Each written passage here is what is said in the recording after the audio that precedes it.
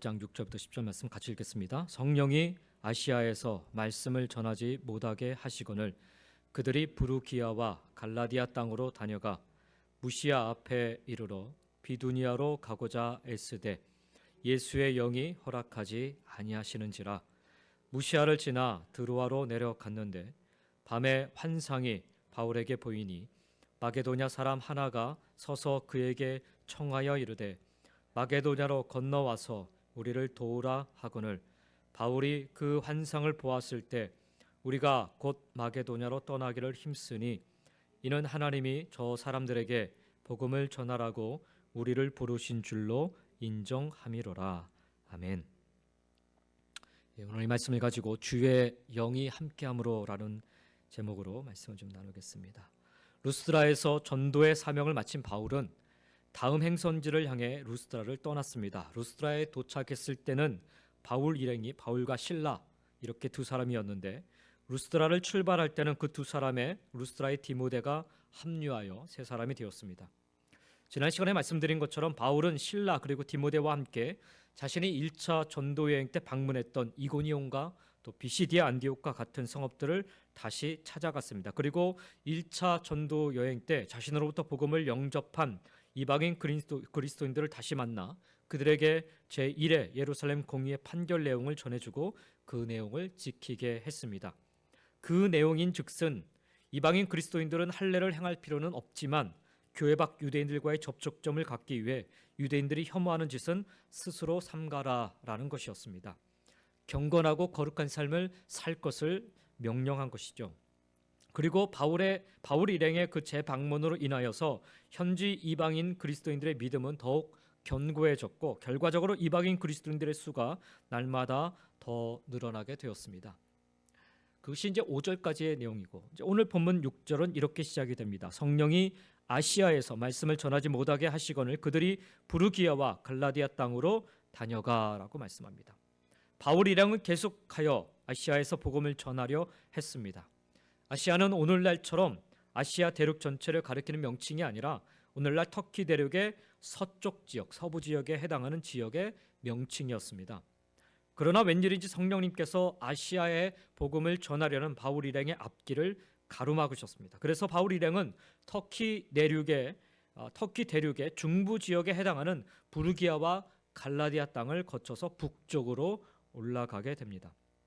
7절과 8절 말씀, 무시아 앞에 이르러 비두니아로 가고자 애쓰되 예수의 영이 허락하지 아니하는지라. 무시아를 지나 드로아로 내려갔는데 라고 말씀합니다. 터키 대륙의 서북쪽에 위치한 무시아로 진출하였던 바울 일행은 무시아의 동쪽에 펼쳐져 있는 비두니아로 나아가기를 위해 애썼습니다. 그러나 이번에도 예수의 영이 허락하지는 않았습니다. 바울 일행은 어쩔 수 없이 비두니아와 반대 방향이었던 서쪽 드로아로 내려갔습니다. 드로아는 터키 대륙과 유럽의 마게도냐, 즉 오늘날 유럽 대륙의 발칸반도를 연결하는 주요 항구 도시였습니다. 바로 그때 바울이 꿈에 환상을 보게 됩니다. 9절과 10절 말씀, 밤에 환상이 바울에게 보이니 마게도냐 사람 하나가 서서 그에게 청하여 이르되 마게도냐로 건너와서 우리를 도우라 하거늘. 바울이 그 환상을 보았을 때 우리가 곧 마게도냐로 떠나기를 힘쓰니 이는 하나님이 저 사람들에게 복음을 전하라고 우리를 부르신 줄로 인정함이로라 라고 말씀합니다. 바울 일행이 드로아에 도착한 뒤 밤에 바울에게 환상이 보였습니다. 마게도냐 사람, 즉 유럽 사람이 바울에게 자신들에게 건너와서 자신들을 도와주기를 요청하는 그런 환상이었습니다. 그 즉시로 바울 일행은 바다를 건너 마게도냐를 찾아가기로 합니다. 바울 일행은 바울이 본 환상을 하나님께서 마게도냐 사람들에게 복음을 전하라고 명령하시는 것으로 받아들였던 것입니다. 이상과 같은 내용을 전해주는 오늘 본문 말씀 속에서 우리는 대단히 중요한 사실 한 가지를 확인하게 됩니다. 6절은 성령님께서 바울 일행이 아시아에서 말씀을 전하지 못하게 하셨음을 증언합니다. 7절에서는 무시아에서 비두니아로 진출하려는 바울의 계획을 예수의 영이 허락하지 않았다라고 전해주고 있습니다. 또 그리고 10절에 가서 보면 드로아에서 환상을 본 바울은 그 환상을 마게도냐로 건너가 그곳 사람에게 복음을 전하라는 하나님의 명령으로 받아들였습니다. 이처럼 오늘 본문 속에서 보면 성령, 예수의 영 그리고 하나님을 구별 없이 동일하게 사용하고 있습니다. 우리가 믿는 성부, 성자, 성령 하나님은 각각 다른 세 신이 아니라 삼위일체 하나님이시기 때문입니다. 그러므로 성령님은 성부이신 하나님 아버지의 영이신 동시에 성자이신 예수님의 영이심을 오늘 본문 속에서 재확인시켜 주고 있습니다. 그리고 삼위일체 하나님, 성부, 성자, 성령님께서 오늘 제2차 바울의 이 전도 여행을 계속해서 이끌고 계시는 것을 우리는 보게 됩니다.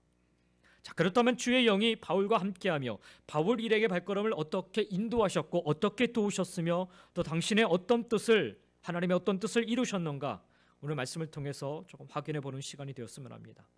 2차 전도 여행을 시작한 바울이 수리아의 안디옥을 출발하여 터키 대륙을 향해 북쪽으로 올라간 애초의 목적은 1차 전도 여행 때 자신이 찾아갔던 성읍들을 재방문하여 자신으로부터 복음을 영접한 이방인 그리스도인들의 믿음을 더욱 다져주고 나아가 광활한 터키 대륙 곳곳에 복음을 전하기 위함이었습니다. 바울이 다시 찾아간 루스드라와 이고니온 그리고 비시디아 안디옥에는 바울의 1차 전도여행 때 바울을 죽이려 했던 무자비한 유대인들이 여전히 그대로 살고 있었습니다. 그곳을 다시 찾아갔다가는 또다시 죽음의 돌팔매질을 당할지도 모를 일이었지만 바울은 두려워하지 않고 그 성읍들을 다시 찾아갔습니다. 성령님께서 그들의 발걸음을 인도하셨기 때문이죠. 그리고 하나님의 영, 성령이, 예수님의 영, 성령이 자신들과 함께 계심을 믿었기 때문입니다.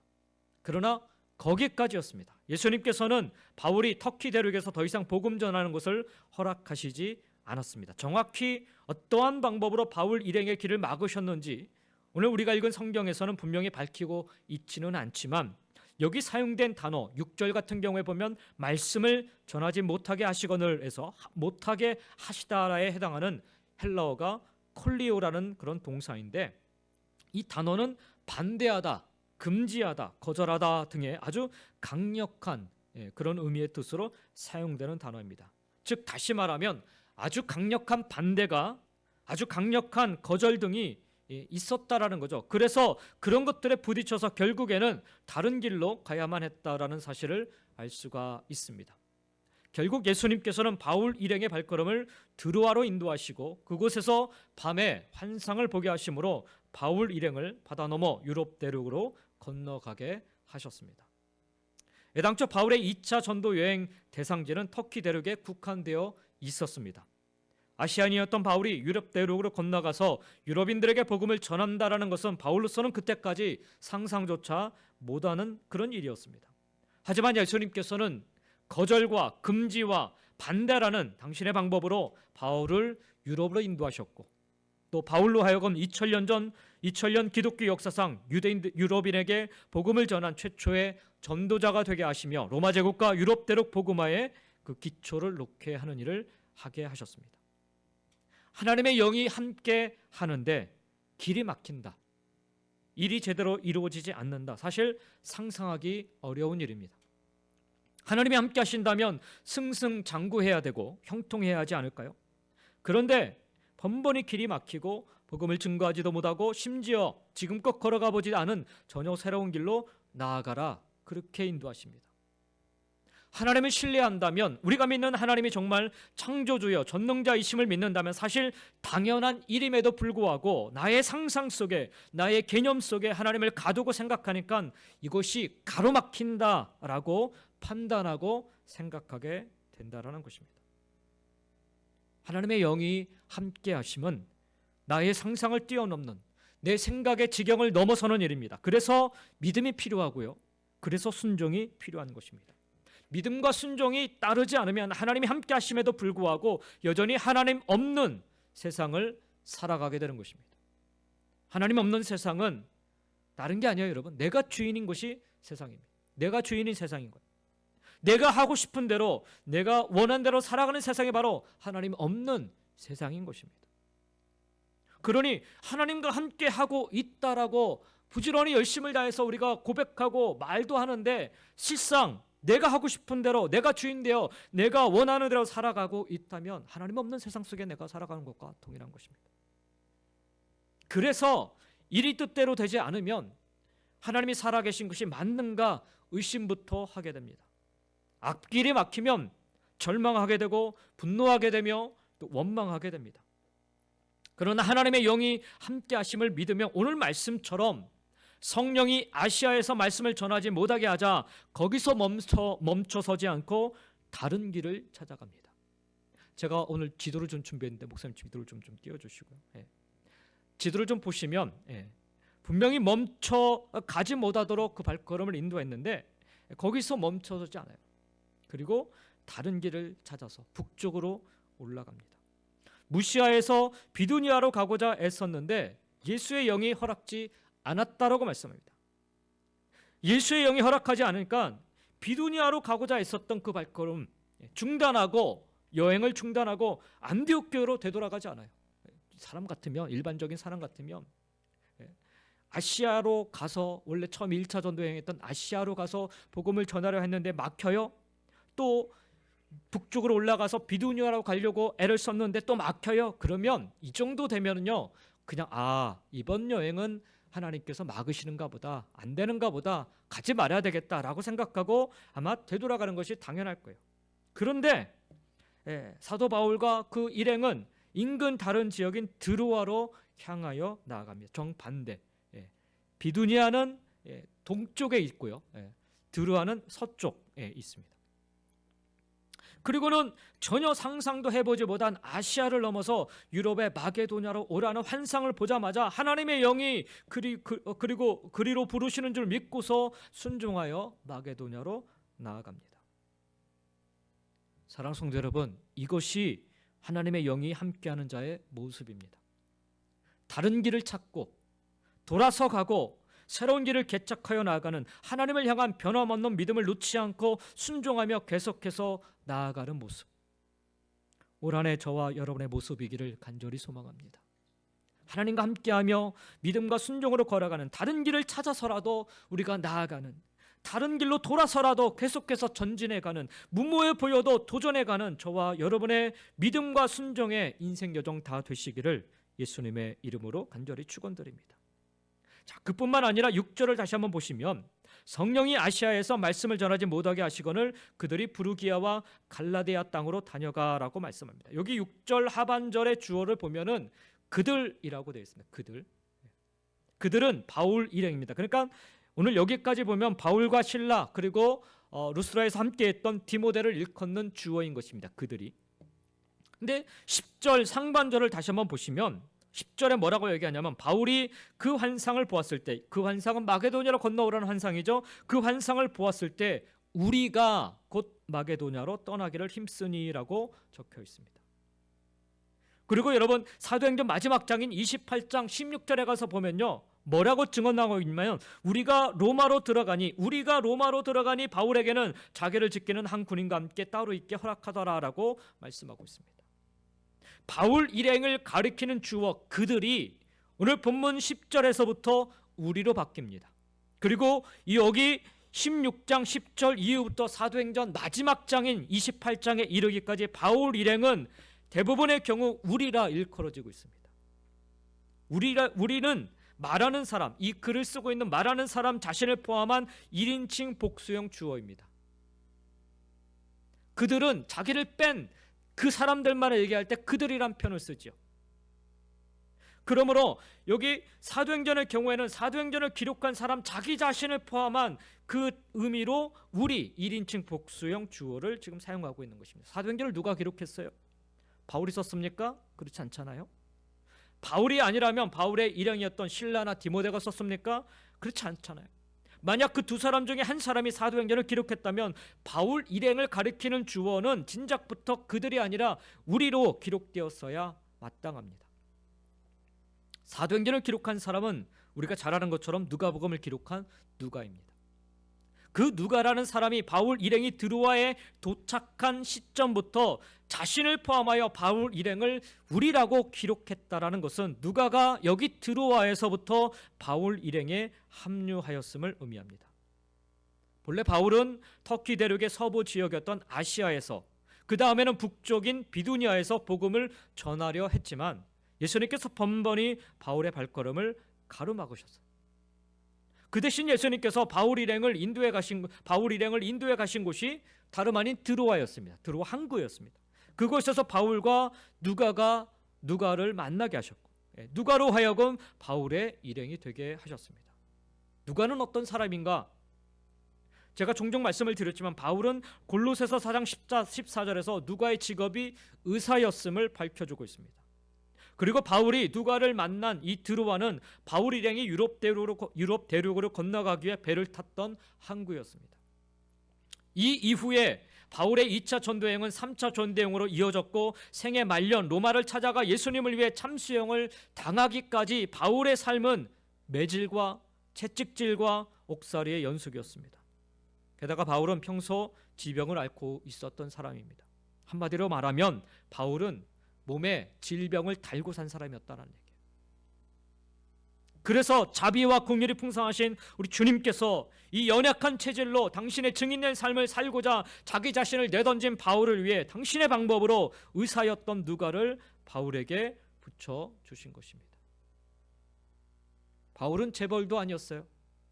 최고의 권력자도 아니었습니다. 그 당시 황제 정도나 돼야 주치의가 따를 정도였습니다. 바울은 다치거나 병이 들어도 사실 의사를 찾아갈 경제적인 여력도 없는 아주 가난한 전도자일 뿐이었습니다. 그 가난한 전도자 바울이 자신이 죽는 날까지 자신을 돌보아줄 의사를 태동하고 다닌 것은 감히 꿈도 꿀 수 없는 일이었습니다. 그러나 우리 주님께서 주님 당신의 방법으로 바울과 누가가 만나게 하시고 누가의 마음을 감동시켜 주셔서 바울이 살아있는 동안에 바울과 밤낮 동행하며 그의 건강을 보살펴 주게 하셨다라는 거예요. 그뿐 아니라 주님께서는 분석적이고 논리적인 의사 누가로 하여금 바울의 일거수일투족을 사도행전 속에 기록하게 하셔서 그 기록이 인간을 위한 하나님의 말씀이 되게 하셨습니다. 재밌는 사실은 여러분, 누가가 바울만 만났다면 사실 사도행전 1장부터 8장까지의 내용과 누가복음은 기록하지 못하였을 것입니다. 바울이 역사의 무대에 처음 등장하고 있는 부분은 사도행전 9장부터이기 때문입니다. 아울러 이방 땅에 살고 있었던 이방인이었던 누가가 예수님의 탄생부터 시작하여서 십자가의 죽음까지, 그리고 예수님의 제자들의 그 세세한 내용까지 자세히 알고 누가복음을 쓸 수 있는 확률은 거의 제로, 불가능에 가깝습니다. 그런데 바로 이곳 드로아에서 누가가 바울을, 그리고 무엇보다 예루살렘에서 온 신라를 만나게 되므로 비로소 누가복음과 바울이 부름을 받아 하나님의 일꾼으로 쓰임을 받을 수 있게 된 사도행전 앞부분 1장부터 8장의 내용이 기록될 수 있었던 것입니다. 사도행전 보면 앞서 신라는 선지자라 했습니다. 선지자. 성경에서 선지자라면 하나님의 말씀을 자세히 알고 그 말씀을 받을 뿐만 아니라 그 말씀을 그대로 전하는 자라는 의미로 이 선지자라는 말이 사용됩니다. 예루살렘에 있어서 제자들로부터 예수의 생애와 그분의 사명과 그분의 사역 등을 다 들었던 신라는 누구보다 복음의 생생한 증인이었던 것입니다. 그리고 그것을 증거하는 자였습니다. 그 생생한 증언을 의사여 역사가였던 누가가 아주 꼼꼼하게 기록함으로 말미암아 오늘날의 누가복음과 오늘날의 사도행전이 성경 말씀으로 우리 손에 들려지게 되면 하나님의 놀라운 섭리가 아닐 수 없었습니다. 만약 바울과 그의 일행이 계속해서 아시아로만 가려고 했다면 결코 누가를 만날 수 없어요. 만약 그가 비두니아로 계속해서 북쪽으로 올라가서 자기들이 가고자 했던 터키 대륙의 그 동쪽 지역을 가려고 했으면 결코 누가를 만날 수 없었죠. 번번이 막힌 길에서 그들이 멈추지 않고 도망가지 아니하고, 아니 돌이키지 않고 포기하지 않고 계속해서 다른 길을 찾아 또 다른 길을 찾아 드로아로 갔을 때 결국에 하나님이 준비하신 한 사람 누가를 만날 수 있게 되었다는 거예요. 하나님의 영이 함께함을 통하여서 이루게 된 일이었습니다.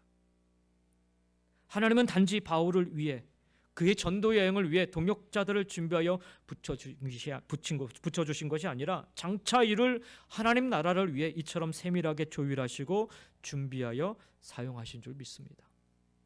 그렇습니다. 주의 영으로 바울과 동행하시면서 주님 당신을 위해 또다시 2차 전도여행을 시작하는 바울에게 예루살렘 모교의 선지자 실라와 루스라의 신실한 청년 디모데를 동역자로 붙여주셨어요. 그리고 바울의 발걸음을 때로 막으시고 그를 드로아로 인도하시어 병약한 체질인 그를 위해 의사 누가를 붙여주시고 그가 상상치도 못한 유럽 대륙을 위한 최초의 전도자가 되게 해주셨습니다. 주의 성령이 함께 하심으로 말미암아 더욱이 누가로 하여금 바울의 일거수일투족을 낱낱이 기록하게 하심으로 그의 삶 자체가 하나님의 말씀인 사도행전이 되게 하셨던 것입니다. 그 좋으신 바울의 예수님께서 바로 오늘 우리가 동일하게 고백하는 예수님이십니다. 그러기에 때로 우리의 인생 앞길이 가로막히고 우리의 계획이 무산될 때 절대로 절망하거나 좌절하지 말아야 합니다. 왜냐하면 그것이야말로 예수님께서 우리 각자를 위해 친히 예비하신 드로아로 인도하시려는 그분의 손길이기 때문입니다. 우리 주님께서 느닷없이 우리에게 배를 타고 바다를 건너가라 명령하시더라도 주저하지 마시고 용기 있게 그 배에 오를 수 있기를 원합니다. 그 순종을 통해 우리의 머리로는 상상도 못할 예수님의 섭리가 우리의 삶을 통로로 삼아 이 시대의 역사 속에 눈부시게 전개될 줄 믿습니다. 그리고 어떤 사람이든 우리의 시간 속에 만나게 되는 한 사람 한 사람과의 만남을 소중히 여기시기 바랍니다. 그 만남을 통해 우리 주님은 우리에게 예루살렘의 선지자 실라를, 루스드라의 신실한 청년 디모데를, 그리고 드로아의 의사 누가를 그렇게 붙여 주실 것입니다. 이 믿음을 가지고 오늘 우리의 삶을 온전히 주님께 의탁하며 순종하며 살아갈 수 있기를 예수님의 이름으로 간절히 축원드립니다. 한 가지 더 오늘 말씀을 통해 도전받게 된 것 하나는 바울의 삶을 이방인 의사 누가로 하여금 당신의 말씀으로 기록하게 하신 하나님께서는 우리 각자의 삶 역시 당신의 방법으로 영원히 기록하고 계실 줄 믿습니다. 바울의 삶이 위대하였기 때문에 그의 삶만을 누가로 하여금 기록하여 하나님의 말씀으로 남겨주신 것이 아니라 그 어느 누구라 할지라도 하나님은 기억하시고 당신의 말씀으로 남겨주시는 분인 줄 믿습니다. 구약에 보면 선지자 엘리야 시대에 온 이스라엘에 극심한 가뭄으로 흉년이 들었던 때가 있어요. 그때 사르밧에 살던 한 과부도 먹을 것이 없어 거의 죽게 되었어요.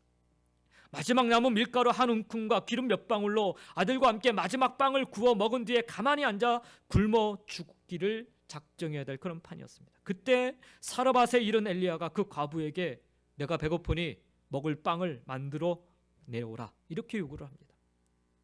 과부는 엘리야 선지자의 말을 하나님의 명령으로 받아들이고 그 마지막 남은 밀가루와 기름으로 빵을 만들어 먼저 엘리야에게 바칩니다. 그날 그 자리에 엘리야와 과부 외에는 아무도 없었어요. 다른 사람은 그 누구도 그 광경을 보지 못했습니다. 그러나 하나님께서는 그 광경을 다 지켜보셨고 그 갸륵한 과부의 순종의 믿음을 하나님 당신의 방법으로 당신의 말씀이 성경에 기록되게 하셨습니다. 그리고 가뭄이 끝나기까지 그 과부의 밀가루통과 기름이 다하지 않게 역사하여 주셨습니다. 그 과부의 믿음에 대한 하나님의 영원한 상급이었던 것입니다. 선지서를 보면 선지자 아모스는 드고아의 양치기였다라고 말씀합니다. 그 당시 양치기는 정규 교육을 받지 못한 가난한 사람들의 몫이었어요. 일반인들은 짐승과 함께 사는 양치기가 불결하다 하여 접촉하는 것을 꺼렸던 그런 시대였습니다. 그러나 하나님께서는 하나님을 향한 그의 중심을 보시고 하나님 당신의 말씀을 그에게 부어주십니다. 아모스는 하나님께서 내려주신 그 하나님의 말씀을 전하기 시작합니다. 하지만 세상 사람들은 이 무식하기 짝이 없는 양치기 아모스의 말에 아무도 귀를 기울이지 않습니다.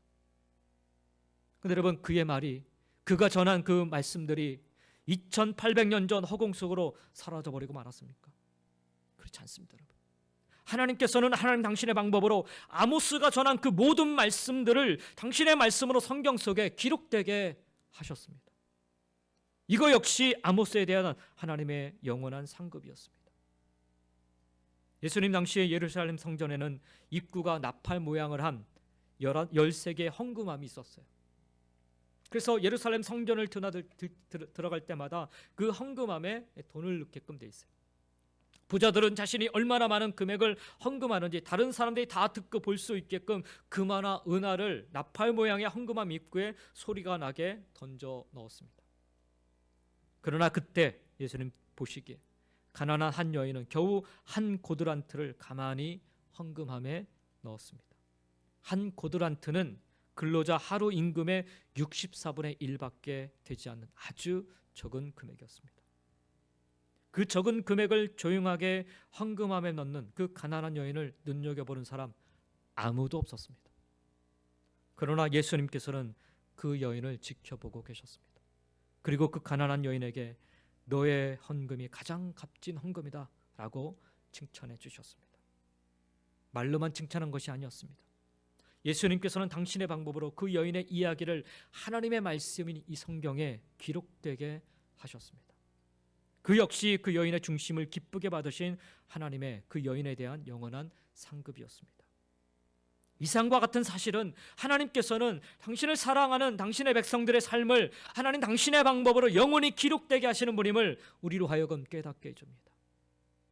사도 요한도 세상의 종말에 대해 증언하면서 요한계시록 20장 12절에 보니까 이렇게 기록을 하고 있어요. 나는 또 죽은 사람들이 큰 자나 작은 자나 할 것 없이 다 그 보좌 앞에 서 있는 것을 보았습니다. 그리고 책들을 펴놓고 또 다른 책 하나를 펴놓았는데 그것은 생명의 책이었습니다. 죽은 사람들은 그 책에 기록되어 있는 대로 자기들의 행위대로 심판을 받았습니다 라고 적고 있습니다. 우리 인간의 삶은 하나님의 방법으로 하나님 앞에 기록이 됩니다. 그리고 그 기록은 우리가 하나님 앞에 설 때 하나님께서 우리의 삶을 셈하시고 상 주시는 근거가 될 것입니다. 사람의 말은 공기를 잠시 진동시키다가 사라져 버리지만 사람의 기록은 천재지변이 일어나지 않는 한 사라지지 않을 수 있지만 그러나 하나님의 기록은 인간의 기록이 감히 넘볼 수조차 없는 것입니다. 하나님의 기록은 천재지변이 일어난다 할지라도 사라지거나 소멸되지 않습니다. 이 세상에 종말이 올지라도 하나님의 기록은 변함이 없습니다. 하나님의 기록은 영원 속에 영원한 문자로 영원히 기록되기 때문에 그렇습니다. 사랑하는 성도 여러분, 그러니 그 누구도 보지 않는 곳에서도 우리 모두 참된 그리스도인으로 살아갈 수 있기를 원합니다. 하나님께서 기록하시기 때문이죠. 누가 보든 보지 않든 그리스도인으로서 마땅히 행할 바를 행하며 살아갈 수 있기를 원합니다. 세상 사람들로부터 아무런 보상이 없다 해도 우리 그리스도인으로서 행해야 될 선행을 거두지 마시기 바랍니다. 언제 어디서든 우리의 삶으로 하나님의 말씀을 기록하며 살아갈 수 있기를 간절히 축원드립니다. 하나님께서 이방인 의사 누가로 하여금 바울과 동행하게 하면서 바울의 삶을 하나님의 말씀으로 기록하게 하셨듯이 하나님 당신의 방법으로 우리 각자의 삶을 하나님 앞에 영원히 기록되게 하실 것입니다. 그리고 기억하여 주실 것입니다. 유한한 인간에게 자신의 삶이 영원하신 하나님 앞에 영원한 상급으로 기록되는 것보다 더 큰 상급은 없다 여겨집니다. 그러게 우리를 둘러싸고 있는 상황과 상관없이 우리는 오늘도 사도 바울과 같이 소망 속에서 예수 그리스도의 길을 쫓아 살아갈 수 있어야 하는 것입니다. 보잘것없는 나의 삶이라 할지라도 기억하시고 기록하여 주시는 하나님이심을 생각하시면서 신실하게 진실하게 믿음의 길 용기 내어 걸어가는, 그리고 끝까지 걸어가는 저와 여러분 모두가 다 되시기를 예수님의 이름으로 간절히 축원드립니다. 기도하겠습니다.